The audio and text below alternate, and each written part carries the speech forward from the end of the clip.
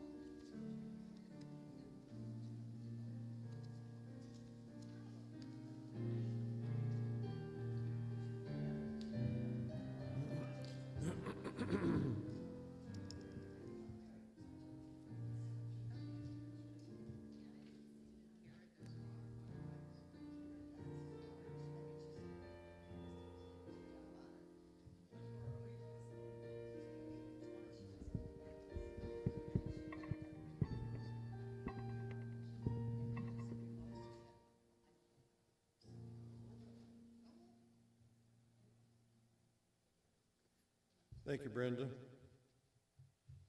Good morning. I'm Dale Johannesmeyer, an elder here at Scots Kirk, and on behalf of Pastor Jim Mitchell in the session, I'd like to welcome all here to our worship service of our awesome God. There's a lot of announcements in the bulletin, and I hope you will read those after the worship service, but I would like to point out a couple things, or more than a couple things at this point. Number one, there is no youth group tonight. Jim Mitchell and David Johnson are with the youth up in Bon Clarkin, and please keep them in prayer for safe travels back, but we will have no youth group tonight. We did have our first meeting of a group called Romeos, and that is a reformed old men eating out. And we had breakfast yesterday. Thanks so much for Tristan for hosting that. And he's going to have other options available for us. Right now it's a once-a-month breakfast meeting. We ate it Eggs Up, and we will build on that as we go forward. So I would encourage you to pay close attention for any further announcements on that. I'd also like to make sure you keep in prayers. We have a Presbyterian meeting this coming Tuesday up in Chester. Pastor Mitchell and I will be going to that to represent Scots Kirk, but please keep the Presbytery's work in your prayers. And our session meets this coming Thursday evening, and we ask that you keep their very important work in prayers. And Elaine Reed, if you would come up, Elaine has an announcement.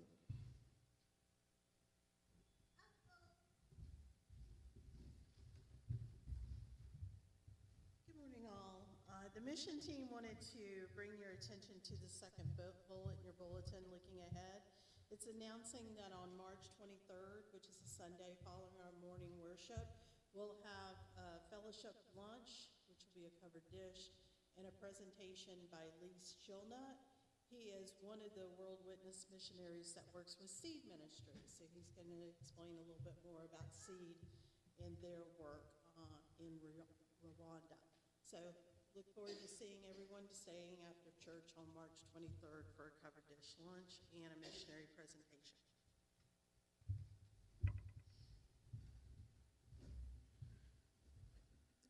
Thank you, Elaine. And of course, Jim Mitchell's not here, so no, you're not going to have to endure Dale Johannesmeyer making his attempts at expository preaching. We are certainly very fortunate to have with us today. He's been with us quite frequently, Reverend Paul Joyner. And Paul is a retired military chaplain, long service there, but he's also a member of Catawba Presbytery. So he is an ARP pastor and a graduate of Erskine Theological Seminary. He's got 3 adult children, and he's a grandfather to 7 children, so we're pleased to have him here to preach for us today. And I ask you to keep him in prayers. He became ill with a respiratory illness on Friday, and it was kind of like too late to change, and so he's going to plow through it, and we pray that that will go well for him, and it will all be done to the glory of God. But thank you, Paul, for being there with us today, here with us today. So before we begin our worship service, we need to prepare our hearts and minds for worship. So I ask you to please read the verses in your bulletin from Ephesians chapter 4, verses 31 and 32, and prepare your hearts and minds to worship our awesome God.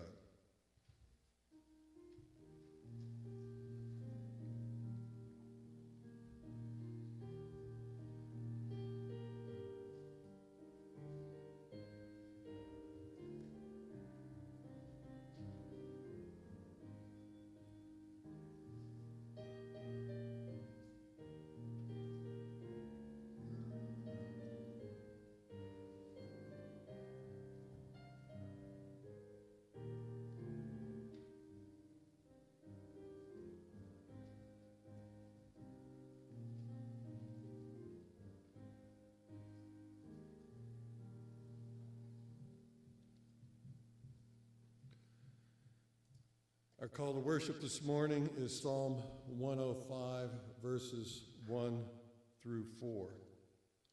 Oh, give thanks to the Lord, call upon his name, make known his deeds among the peoples. Sing to him, sing praises to him, tell of his wondrous works, glory in his holy name. Let the hearts of those who seek the Lord rejoice. Seek the Lord and his strength. Seek his presence continually. Amen. So let's begin our worship service by standing and singing a hymn of praise to God from Trinity Hymnal number 80, Lord, with glowing heart I'd praise thee.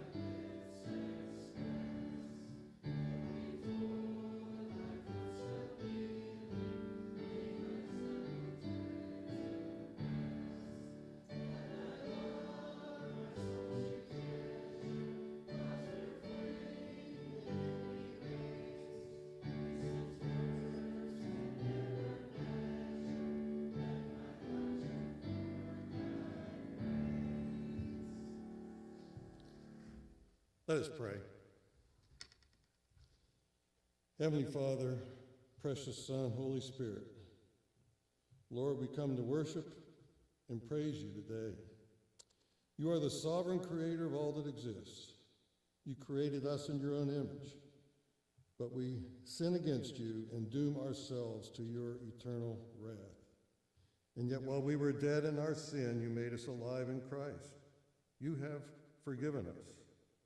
Through your grace, your unmerited favor, you predestined us to salvation through the perfect sacrifice of our Lord and Savior, Jesus Christ. So we ask your presence today as we seek to show our thankfulness and to glorify and to praise you. We pray that our offerings, our songs, and our prayers, and all of this worship service will be acceptable to you. We ask these things in the name of our glorious Savior, Jesus Christ, who taught his disciples to pray, saying, Our Father, who art in heaven, hallowed be thy name. Thy kingdom come, thy will be done, on earth as it is in heaven. Give us this day our daily bread, and forgive us our debts, as we forgive our debtors. And lead us not into temptation, but deliver us from evil. For thine is the kingdom, and the power, and the glory forever. Amen. Please be seated.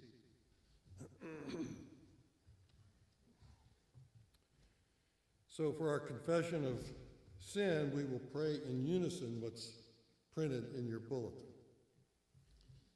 Lord God, how often I, like Israel of old, act presumptuously and refuse to obey your commandments, forgetting all that you have done for me and desiring to return to slavery to sin, as Israel longed to return to its slavery in Egypt. But Father, you are a God ready to forgive, gracious and merciful, slow to anger, and abounding in steadfast love. So forgive my forgetfulness, rebellion, and blasphemies, and destroy any and all idols in my life. Save me from myself. Save me from my sins. Save me from my enemies. Deliver me from all evil. For you, O Lord, are good and forgiving, abounding in steadfast love to all that come upon you. In Christ's name, amen. Our assurance of pardon this morning is from Psalm 103, verses 8 through 12. The Lord is merciful and gracious, slow to anger and abounding in steadfast love. He will not always chide, nor will he keep his anger forever. He does not deal with us according to our sins, nor repay us according to our iniquities. For as high as the heavens are above the earth, so great is his steadfast love toward those who fear him. As far as the east is from the west, so far does he remove our transgressions from us. So please stand now for our confession of faith. It's printed in your bulletin. It's from the Westminster Larger Catechism. Question 30, I'll read the question and we'll read the response together. Does God leave all mankind to perish in the estate of sin and misery? God does not leave all men to perish in the state of sin and misery, into which they fell by breach of the first covenant, commonly called the covenant of works, but of his mere love and mercy deliver his elect out of it, and brings them into an estate of salvation by the second covenant, commonly called the covenant of grace. Please be seated.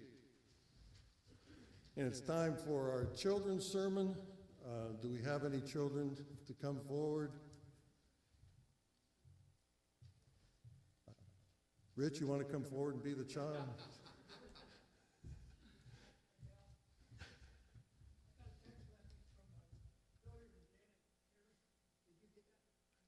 Yeah, I know about it.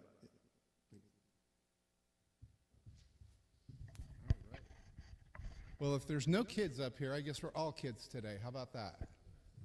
Well, today the sermon's going to be about forgiveness. And I don't know about you, but forgiving was always hard for me when I was young. I had a brother, and John Kirkendall will attest to the fact he was difficult.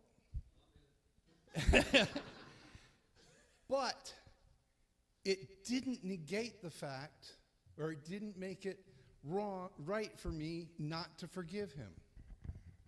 So when Peter asked Jesus here in our scripture, should I forgive my brother 7 times when he sins against me? And Jesus responds, 77. Oh my gosh. But that's what we're called to do. Think about it. How many sins have we committed? And Jesus took them all on the cross. And that's the model that we are supposed to follow. Let's pray. Dear Heavenly Father, we thank you for your forgiveness. We pray that you would make us more and more willing to forgive our brothers, knowing how much you have forgiven us. In Jesus' name we pray. Amen.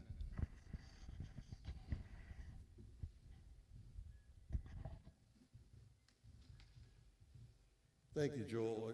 I did find it interesting that you used past tense. In other words, John Kirkendall was difficult. What do you guys think?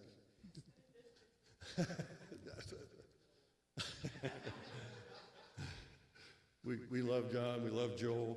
Yeah, and the message that Joel gave and that the Reverend Joyner is going to preach on is so important to our faith. So we are looking forward to that. We very much use within our session in counseling people the Matthew 18 process, as we call it. So I do encourage everybody to pay attention to that. And since Rich brought it up, I was going to pray for it in congregational prayer, but we did get a message from Janet and Hilliard. They were on a cruise and they just got back, but Janet's brother has been ill with cancer. He's not doing very well, so they're not with us today. They're traveling down to Georgia to be with him. So please keep Janet and her brother in your prayers. Our scripture reading this morning is from Proverbs 28, and it's verses 13 and 14. Rather short for what we normally do, but just as profound. These verses instruct us on a right relationship with God and the importance of confession and repentance in that relationship.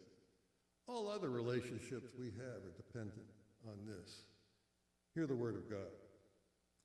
Whoever conceals his transgressions will not prosper, but he who confesses and forsakes them will obtain mercy. Blessed is the one who fears the Lord always, but whoever hardens his heart will fall into calamity. The grass withers, the flower fades, but the word of our God will stand forever. Amen. Let us pray. Heavenly Father, Son, Holy Spirit, our God, you are the creator of everything that exists, all out of nothing. You are omniscient. You are omnipotent. You are omnipresent, but you care for the least of us. You know our thoughts. You know our hearts. You loved us so much that in spite of ourselves, in spite of our sinful nature, you had mercy on us, and through your grace, your unmerited favor, you chose to save us from your wrath. You authored the way to our salvation and sent your only begotten Son, our Lord and Savior, Jesus Christ, to live with us and die for us, to accomplish our salvation. Even though he was sinless, he suffered your wrath for our sin and became the perfect sacrifice, the Lamb of God, that we may not die, but live in eternity in your presence. Through Jesus, you have forgiven us. And then, Lord, you have given us the Helper, the Holy Spirit, to apply that salvation to our hearts and help us to obey you. All glory to you. We praise you. We praise you for the prophecies of the Old Testament and the reality and the promises of the New Testament. What an awesome God you are. But Lord, with all that you've done for us, with all that we have to praise you for, we are all too often distracted by things of this world. Help us to be different than the world. Help us to show the world what you have done for us. Help us to be a light in the darkness of this world. Help us to proclaim the good news of Jesus, the gospel, above all else. Lord, you also encourage us to bring our concerns to you. Lord, we know you hear our prayers. You know our personal issues and concerns. Many of us have physical ailments, emotional pain, family issues, financial troubles. We have sadness, and we have grief. We pray for all of those issues known to us here, some unknown to us here, but all of them known to you. Lord, we pray for Carrie Walters as her husband Rob gives her aid and comfort. We pray for Janet Terry and her brother Logan. Lord, you are the great healer. If it is your will, we ask for your healing hand upon Logan, but for both we ask for peace and comfort through this difficult time. We pray for Kelvin Rodriguez out there in this dangerous world, doing necessary work to protect us all. Please protect him. We pray for Fred Leger as he goes through his time of treatment. Please put your healing hand on Fred. And Lord, we pray for Reverend Joyner as he preaches to us today. We ask for you to sustain him through this process and have the Holy Spirit, through the Holy Spirit, have him preach the word to us that we may all understand and take it to heart and use it in our daily lives. Many of us have troubles we haven't shared with others, but we know we can bring them to you. We suffer in this fallen world, but Lord, we pray for the Holy Spirit to turn our hearts to you and for you to comfort us and for you to wrap your loving arms around us and continually remind us that you are sovereign. You are in control. There is no maverick molecule in this universe that you have created out of nothing. We know that you have already reserved our place with you in eternity, no matter what happens in this fallen world. Thank you, Lord, for taking our burdens from us, and Lord, for giving us true peace. Lord, we live in troubled times in a fallen world. We pray that our nation and the world can come together to stop the intentional destruction of human life in the womb. We pray for our government leaders to work together for the good of all and to continue to allow us to love, worship, obey, and serve you. You have instructed us as well to love others as ourselves and to forgive them as you have forgiven us. Help us to remember the needs of the poor and the helpless, the cold, the hungry, the lonely, and the little ones who suffer. We pray for the safety and success of our missionaries, selflessly serving you, and our service members as well, serving overseas, all separated from their loved ones. Lord, finally, as we approach the time of celebrating the perfect sacrifice of our Lord and Savior Jesus Christ, we pray for our pastor and church leadership. Guide them to do your will while shepherding us, and help us to support them as they lead us. May it all glorify you. Lord, we pray these things in the precious name of our Lord and Savior, Jesus Christ. Amen. So let's now please stand as we sing a hymn of our righteousness in Christ from the Blue Notebook, page 5, Before the Throne of God Above. Thank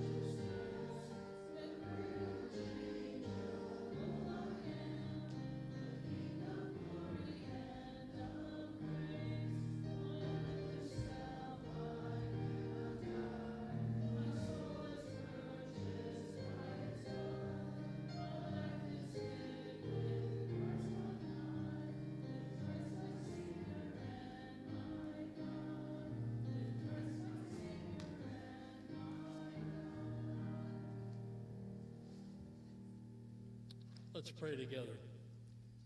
Heavenly Father, as we gather our tithes and offerings, we acknowledge that all things belong to you. Everything comes from your hand. We are merely stewards of your blessings. Help us to recognize your leadership in all aspects of our lives. May these gifts be used to further your kingdom, both locally and throughout the world. In Jesus' name we pray. Amen.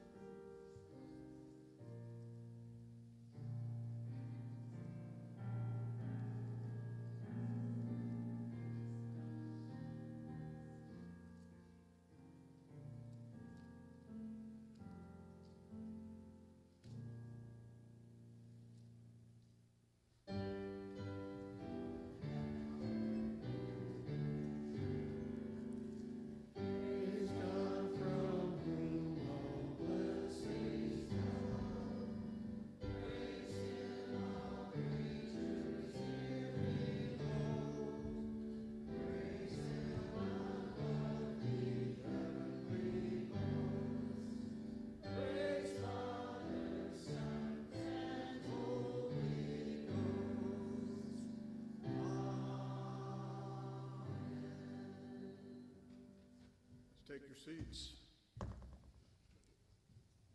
Well, if you have a copy of God's Word, written or electronic, I invite you to turn to Matthew chapter 18. It's a familiar parable we're going to look at this morning. Matthew 18, beginning at verse 21. Word of the Lord tells us there, "Then Peter came to Jesus and asked, 'Lord, how many times shall I forgive my brother when he sins against me? Up to 7 times?' Jesus answered, 'I tell you, not 7 times, but 77 times. Therefore the kingdom of heaven is like a king who wanted to settle accounts with his servants. As he began the settlement, a man who owed him 10,000 talents was brought to him. Since he was not able to pay, the master ordered that he and his wife and his children and all that he had be sold to repay the debt. The servant fell on his knees before him. 'Be patient with me,' he begged, 'and I will pay back everything.' The servant's master took pity on him, canceled the debt, and let him go. But when the servant went out, he found one of his fellow servants who owed him 100 denarii. He grabbed him and began to choke him. 'Pay back what you owe me,' he demanded. His fellow servant fell to his knees and begged him, 'Be patient with me, and I will pay you back.' But he refused. Instead, he went off and had the man thrown into prison until he could pay the debt. When the other servants saw what had happened, they were greatly distressed and went and told their master everything that had happened. Then the master called the servant in. 'You wicked servant,' he said, 'I canceled all that debt of yours because you begged me to. Shouldn't you have had mercy on your fellow servant just as I had on you?' In anger, his master handed him over to the jailers to be tortured until he should pay back all he owed. This is how my heavenly Father will treat you, each of you, unless you forgive your brother from your heart." A brief prayer as we get started. Heavenly Father, we thank you for your word that teaches and guides and instructs and rebukes us, but it also encourages us. It gives us a clear understanding of how much you love us in spite of our failures and our faults and our disappointments and our infirmities. Lord, may your people be encouraged today to go out and love you in a better way, a greater way, and to love each other as they ought. Bless us to that end, we pray, in Jesus' name. Amen. Well, as you saw in my bio, I've spent a few years in the Air Force as a chaplain. One of the primary duties of a chaplain is to do counseling, right? You can't sit around and drink coffee and read books all week long. That's just not what you pay us to do. But what happens is there's kind of two categories of counseling to think of that happens in the military. One is formal counseling. So that's generally what you think it would look like. People call up, make an appointment, come and sit down in the office, and you go through the matter with them. Then there's also a kind of formal counseling that people just show up at the chapel when their life is kind of going haywire and they want to see somebody right then. Then there's also informal counseling, which I'm sure many of you probably don't realize you engage in. And that's where, as a chaplain, once you get known around the base and you go to the gym, somebody's going to, interrupt your workout just because they're wanting to talk. Or, I've been in the grocery store at a commissary and, I've secretly had to put frozen food back because somebody stopped me and held me up for like 40 minutes. And I don't want to take thawed out vegetables home, right? And there's also the opportunity that as chaplains, you can go into people's work centers just to go see them. Because a lot of people won't come to the chapel. They're not necessarily religious. But of course, we're not, as a chaplain, especially the ARP endorsed by the PRCC, we are required, as our ordination wants, as our heart's desire, to share the gospel with people. And in all of those situations, the gospel is clearly present. It's not withheld. So be encouraged that your chaplains in the ARP and in the PCA and other Reformed denominations, they are sharing the gospel with God's people serving in the military. But one of the things that was an almost constant circumstance or problem that came up in all the counseling, almost without exception, was an element of unforgiveness. Unforgiveness was prevalent constantly. And what was interesting was that most people felt like their life was harder than anybody else's. They had it harder, they had it worse than anyone else. I mean, they would say things to me like, "Chaplain, you don't know how hard I've had it," or "You just don't know how bad they treated me." And so, with that in mind, and maybe you have those thoughts at times, let's take a look at what God's word tells us about forgiveness. Now, here in Matthew 18, just before the text I read, is where we find Jesus teaching the disciples a lesson on forgiveness. It's where we get the language of church discipline. It's the, if your brother sins against you, go and make it right with them. And in their dialogue, he gave them a blueprint for restoring broken relationships. The kind of relationships which have been fractured by sinful actions, by sinful words, by sinful thoughts. Relationships that have been damaged by sin. And that has Peter thinking. Maybe it has you thinking. And he comes up with this question. He asks Jesus, "How many times should I forgive my brother? 7 times?" It seems as Peter is a bit self-focused. Like he's looking for a kind of a checklist, right? Like he wants some measuring stick, if you will. Jesus answers him, "Not 7 times, 77 times. In other words, as many times as your brother repents and seeks forgiveness, forgive him." You see, according to the lesson just prior to our parable, Jesus says forgiveness follows repentance. Matthew 18:15 says, "If your brother sins against you, go and show him his fault just between the two of you. If he listens to you, you have won your brother over." It is the "if he listens to you" part that is repentance. And as you all know, I'm certain, repentance is an act of agreeing with God and turning 180 degrees from your sin. In our passage we read from the Old Testament, Proverbs 28, he who conceals his sin does not prosper. In other words, there's consequences for unconfessed sin. But whoever confesses and renounces it finds what? Mercy. Hallelujah. Praise the Lord. Great memory verse, if it's not one of your current ones, lifetime verse is 1 John 1:9. If we confess our sins, he, God, is faithful and just and will forgive us our sins and purify us from all unrighteousness. When Jesus says, not 7 times, but 77 times, or as many times as he repents, he seeks forgiveness, he removes the limits on the number of times you, me, we forgive. You see, put another way, the spirit of true forgiveness knows no limits or boundaries. The spirit of true forgiveness knows no limits or boundaries. In fact, it's a matter of the heart. It's not a requirement of the conscience. Maybe you've heard the phrase before, I can forgive, but I can never forget. That is not forgiveness, friends. It is not a matter of our conscience, it's a matter of our heart. And forgiveness is also not tied to an emotion. In those passages I just read, the Proverbs 28 and the 1 John 1:9, God's forgiveness is not tied to a feeling. And you may not feel forgiven. When you dive into those passages and commit them to memory and let them soak down to your heart, there will be times in your life when you have sinned against God and other people that you just don't feel forgiven. But the truth of Scripture is God forgives his people. Those passages say nothing about feeling forgiven. And quite frankly, most people, when they've been offended,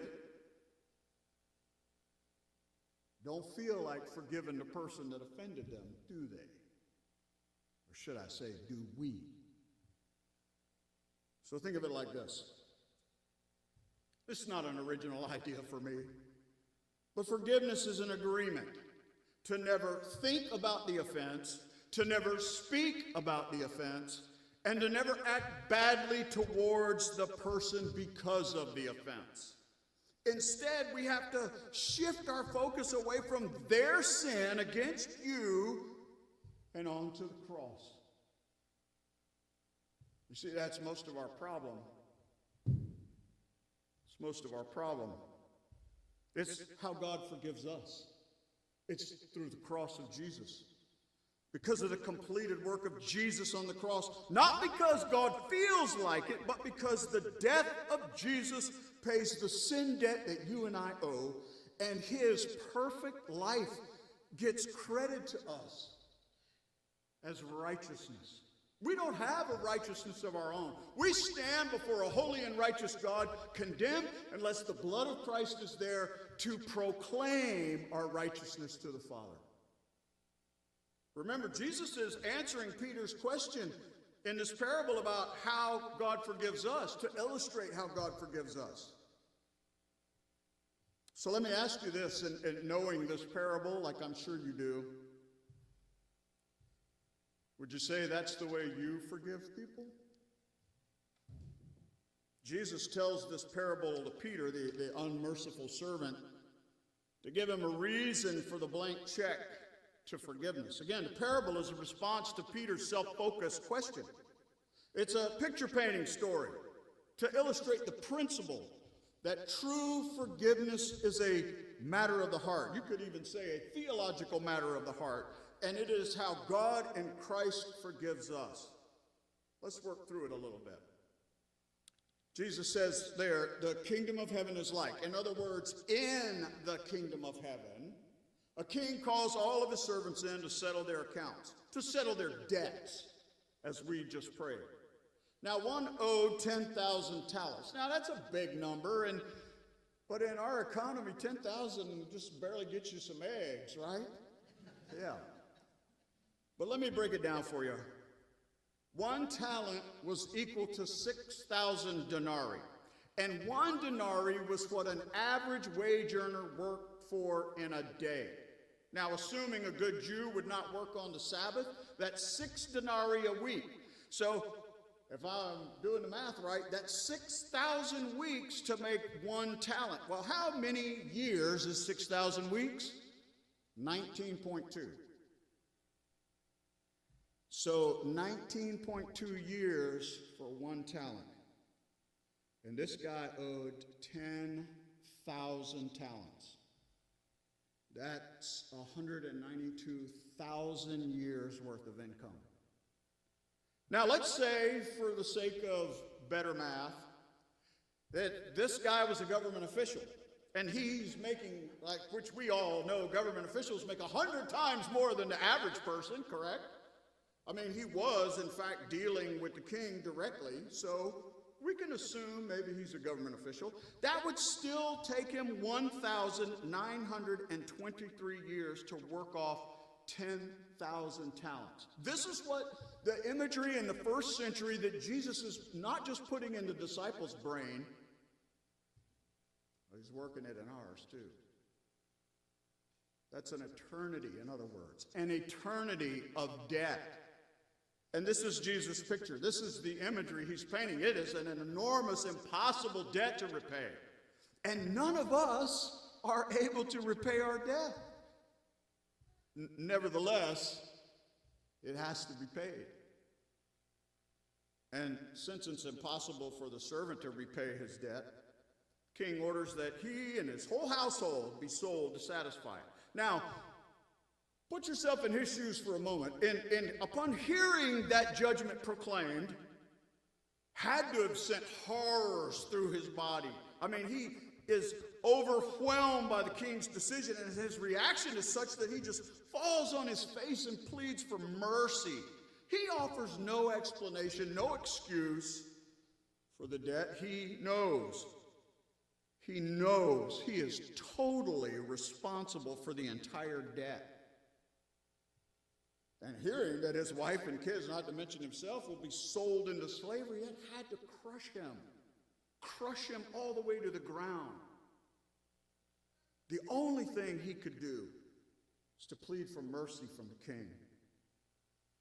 And out of his plea for mercy, probably his body language too, falling on his knees, the king's heart was moved to pity and have compassion upon him. And out of that compassion, the king canceled his debt. He didn't just give him more time to pay. You see, he is a compassionate and loving king, and so he canceled his enormous debt. The debt that is rightfully owed the king. A debt that he is within his authority to uphold, demand payment, cancel, reinstate anyone's debt. Can I just tell you for a moment here that our God is a compassionate, loving, and merciful king, and we should all hear the beauty of this parable, which is that if we cry out for mercy, no matter how enormous our debt is, out of his compassion and grace and love, and in our brokenness, our king will pardon. We get that promise in Isaiah 55. Seek the Lord while he may be found. Call upon him while he is near. Let the wicked forsake his way, and the evil man his thoughts. Let him turn to the Lord, and he will have mercy on him and our God, for he will freely pardon. The truth here in this parable is the canceled debt is an expression of the king's love for the servant. The canceled debt demonstrates the king's love for his servants. So, what does he do, the servant? Well, he goes out celebrating, right? He goes out telling everybody about the king's love for him. He was transformed by the forgiveness of his debt, right? I mean, he called all of his friends, he went to see his family, and he told them how they were almost sold into slavery, but the king forgave their debt, right? That's what he did. I mean, that was the conversation. He gets home and his wife says, "How was your day?" He's like, "You will not believe what happened today. Crazy thing, the king called us in like I had to settle a 10,000 talent debt." She's like, a what? What? 10,000 talents? He said, yeah, but he forgave it. I asked him for mercy, he forgave it. That's what he did, right? That's what the parable says, right? No. He goes on his way, just having avoided his entire family being sold into slavery and everything he owned. The payment for his debt, not just postponed or not just given more time to pay. No, he goes out with his entire debt canceled. He was free. And as he's leaving, he runs into another servant. We can assume he's another government employee because he's making his way in to see the king. And that servant, that guy, just happens to owe him some money. It's a small sum, 100 denarii. Now remember, 1 denarii for a day's wage. Well, common wage earner, that would be about 4 months. But if he is a government employee making 100 times, what is that? That's 1 day's wage, friends. Well, our ungrateful servant grabs him, starts choking him, saying, pay me back what you owe me. And this other servant says, literally with the identical plea, be patient with me and I will pay you back. Does he cancel the debt? Does he give him more time? No. Has him arrested till he could pay off the debt from prison, which you make money in prison, you know. It's such a public spectacle that the other servants who are hanging around, going in, settling their debts and coming in and out, they see what happened and they're shocked. These are the servants who had witnessed the king cancel his debt, and they had to be thinking, how is it that the joy of the freedom from his own debt could have been shortly lived? How is it that he is not a changed man because the king canceled his debt? How is it that the insignificant debt owed to him would be punished with such cruelty? Shouldn't he have been filled with unceasing gratitude over the king's mercy? Was it not his duty to be a living example of the king's mercy, demonstrating the king's mercy towards others in light of the mercy shown towards him? Well, the other servants are so distressed, they go back in and they make the king aware of the situation, and he calls this servant back in and confronts him with the matter. Verse 32. The king says, you wicked servant, I canceled all that debt of yours because you begged me. Shouldn't you have had mercy on your fellow servant just as I had on you? Remember, this is the parable that Jesus is telling Peter in response to his second self-focused question, how many times should I forgive? Verse 34, in anger, his master turned him over to the jailers to be tortured until he should pay back all he owed. And then Jesus says this in the moment. This is how my heavenly Father will treat each of you unless you forgive your brother from your heart. Boom, there it is. Forgiveness is a matter of the heart. But don't miss the warning from Jesus here at the end. He's not misquoted. It's not translated inaccurately.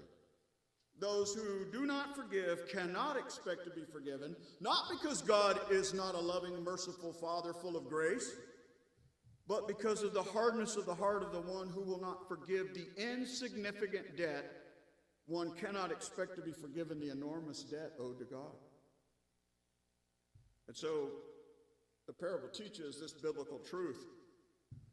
No one could ever offend you more than you have offended God. No one could ever offend you more than your own sin has offended God. Yet out of the greatness of his love and mercy, he forgives all who call upon him and ask by faith in Christ. It is the total remission of all your sin, all 10,000 talents of it. So the lesson is this. What the servant owed the master was impossible to pay. What the other servant owed him was possible to repay. If God would forgive you of your enormous debt, shouldn't you be able to forgive others their debt, no matter the size?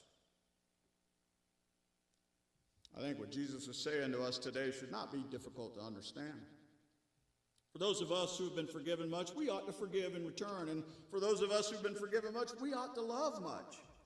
For what we owe God is infinitely greater than what anyone could ever owe us. And the debt owed to us by another servant is absolutely much less than the debt we owe the King. And so again, forgiveness is an agreement. It's a commitment to not to think badly. That means you have to control your thought life, which one of the fruit of the Spirit, right? Love, joy, peace, patience, all those. Self-control, the last one.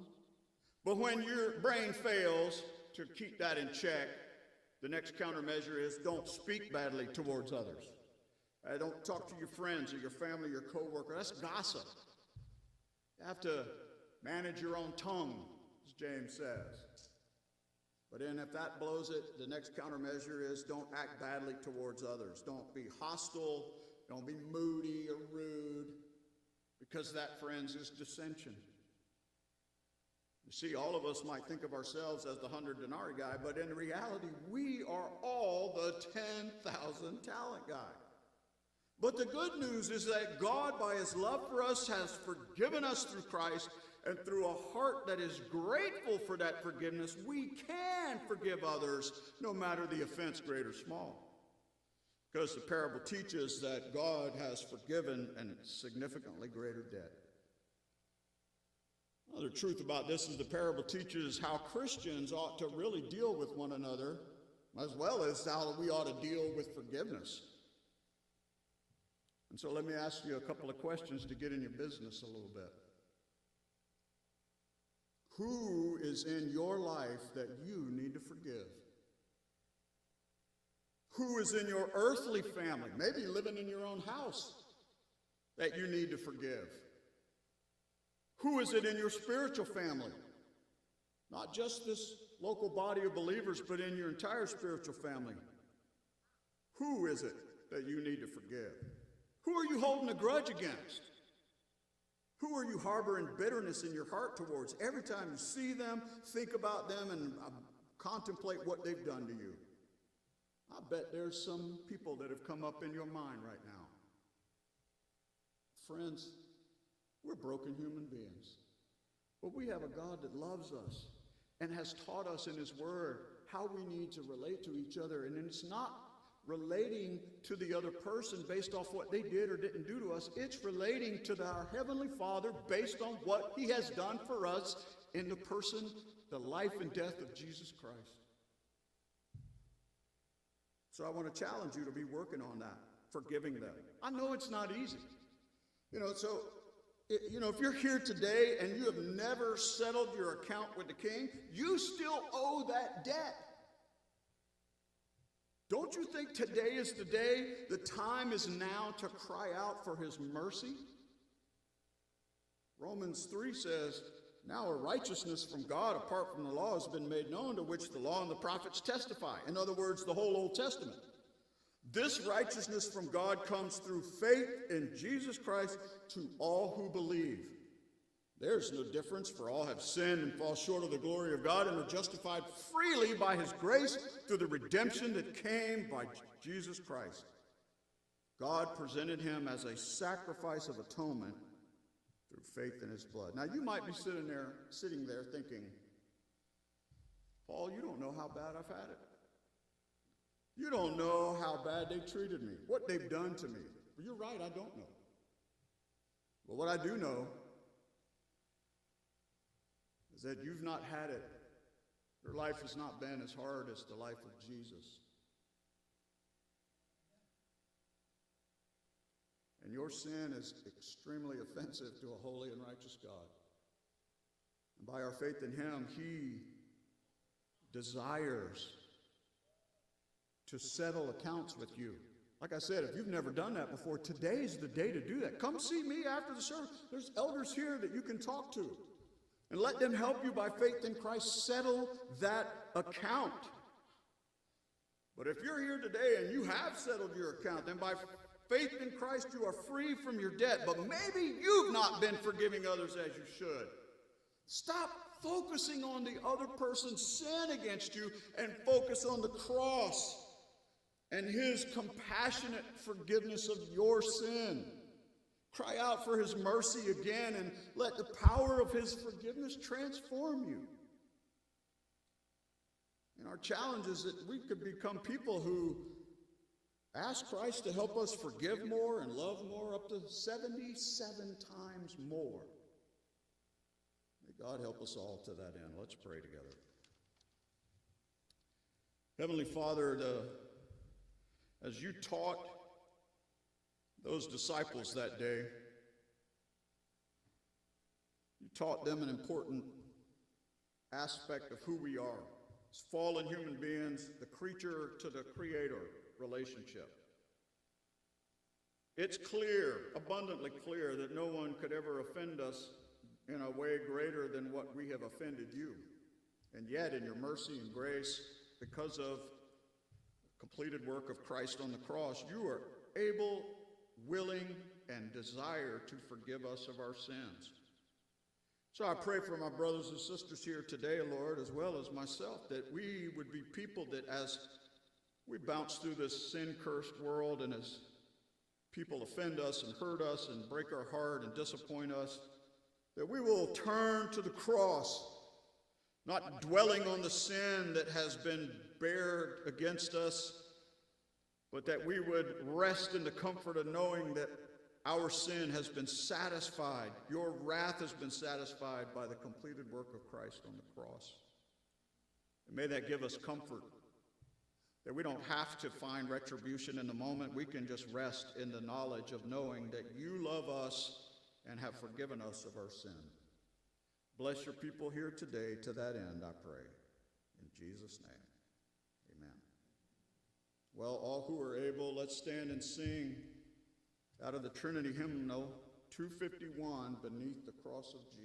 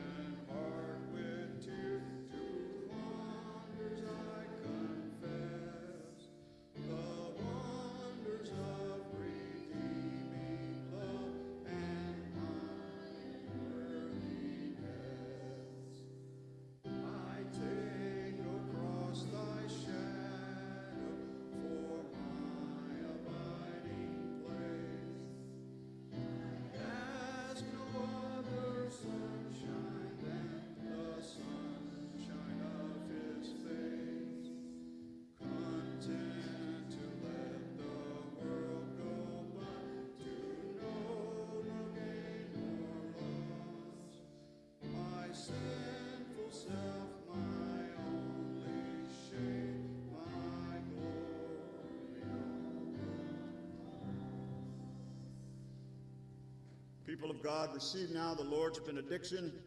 Now to him who is able to keep you from stumbling and to present you blameless before the presence of his glory with great joy, to the only God, our Savior, through Jesus Christ our Lord, be glory, majesty, dominion, and authority before all time and now and forever. Amen.